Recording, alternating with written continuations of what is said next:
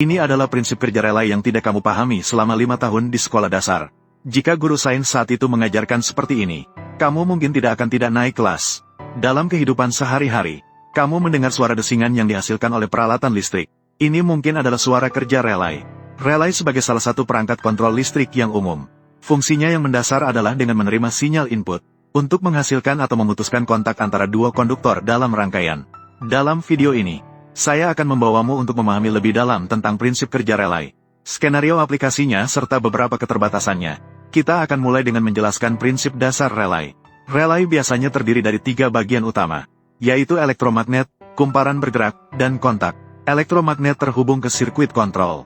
Ketika arus mengalir, ia akan menghasilkan medan magnet, mirip dengan magnet permanen.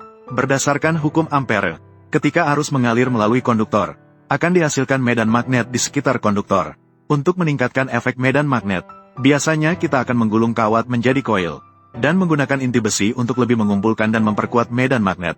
Kumparan bergerak biasanya terbuat dari bahan isolasi, dan salah satu ujungnya mengandung bahan besi. Karena besi adalah bahan besi, ia akan tertarik terlepas dari polaritas medan magnet. Oleh karena itu, ketika elektromagnet diaktifkan atau dinonaktifkan, armatur bergerak akan beralih antara dua kemungkinan keadaan. Kontak akhir akan terhubung ke sirkuit kedua. Dalam hal ini, mereka akan terpisah atau terhubung untuk mengatur apakah arus mengalir atau tidak. Sekarang kita telah memahami semua komponen. Mari kita lihat bagaimana relay bekerja. Ketika arus mengalir melalui elektromagnet, ia mulai menghasilkan medan magnet, yang pada gilirannya menarik lempengan besi dalam armatur, mengubah posisinya, dan mendorong ujung lain dari armatur untuk menyentuh kontak, hingga mereka tertutup.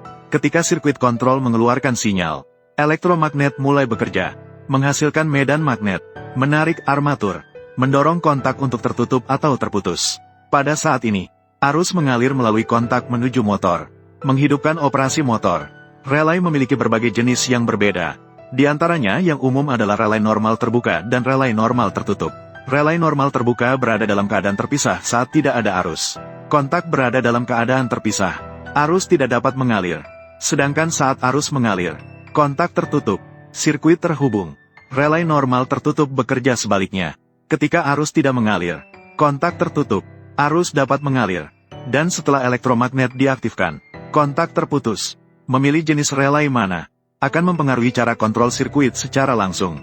Misalnya, jika Anda perlu menghentikan sebuah konveyor dalam kondisi tertentu, Anda dapat memilih relay normal tertutup. Sedangkan jika Anda ingin menjaga sirkuit tetap tertutup saat sinyal pengendali normal, jaga sirkuit tetap tertutup, maka sebaiknya menggunakan relay normal terbuka. Mari kita ambil sebuah contoh. Jika kita ingin mengontrol sebuah lampu, membiarkannya menyala selama 20 jam, padam selama 4 jam, maka sebaiknya menggunakan relay normal tertutup. Dengan cara ini, kita hanya perlu menjaga relay tetap aktif selama 4 jam lampu padam. Sedangkan relay normal terbuka memerlukan aliran listrik selama 20 jam. Relay normal terbuka dan relay normal tertutup, keduanya termasuk dalam relay SPDT, Single Pole Double Throw, di mana kutub merujuk pada bagian dalam relay, jumlah sirkuit atau jalur yang dapat dikendalikan, dan teknik merujuk pada kontak relay, atau jumlah koneksi output. Untuk pemahaman yang lebih baik tentang hal ini, mari kita mulai dengan relay 1 kontrol, mengubahnya menjadi relay 2 kontrol. Setiap kali elektromagnet mengubah status, dan memindahkan arus listrik, relay akan mengganti status koneksi sirkuit, membuka sirkuit yang tertutup, menutup sirkuit yang terputus. Dengan kata lain, di dalam relay yang sama, kita dapat mengatur satu konektor sebagai normal terbuka, konektor lainnya sebagai normal tertutup. Ini memungkinkan relay lebih fleksibel dalam menyesuaikan berbagai skenario aplikasi. Di sisi lain, jika kita mengganti relay tunggal menjadi relay ganda, maka sama dengan menggunakan satu elektromagnet untuk mengaktifkan dua relay yang sama secara bersamaan. Efek dari operasi ini mirip dengan menggunakan dua relay tunggal. Kita dapat menggunakan ini untuk mengubah arah putaran motor DC. Dengan membalik arah arus, kita dapat mengontrol putaran maju dan mundur motor, melakukan operasi yang lebih kompleks. Satu lagi situasi adalah menggunakan relay ganda-ganda. Meskipun skenario aplikasi ini mungkin tidak begitu intuitif, namun ini sangat cocok untuk mengubah arah putaran motor. Anggaplah motor tersebut adalah motor DC, maka arah putarannya akan tergantung langsung pada ketajaman koneksi kabel. Kita dapat menghubungkan setiap terminal motor secara terpisah kedua terminal relay. Satu terhubung ke kontak normal tertutup, sambungan lain ke kontak normal terbuka. Meskipun relay memiliki banyak keunggulan, mereka juga memiliki beberapa keterbatasan.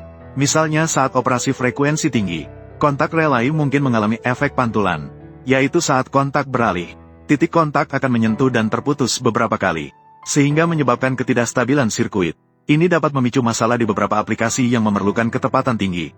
Seperti dalam sirkuit digital bisa menimbulkan masalah. Selain itu, ketika tegangan terlalu tinggi, kontak relay mungkin rusak karena efek busur. Bahkan dapat menyebabkan kerusakan serius pada sirkuit. Untuk mengatasi masalah ini, beberapa perangkat kelas atas menggunakan relay solid state SSR. Mereka tidak memiliki komponen bergerak, tidak akan menghasilkan busur atau efek pantulan. Relay solid state menggunakan komponen semikonduktor untuk saklar, dapat memberikan kontrol yang lebih stabil.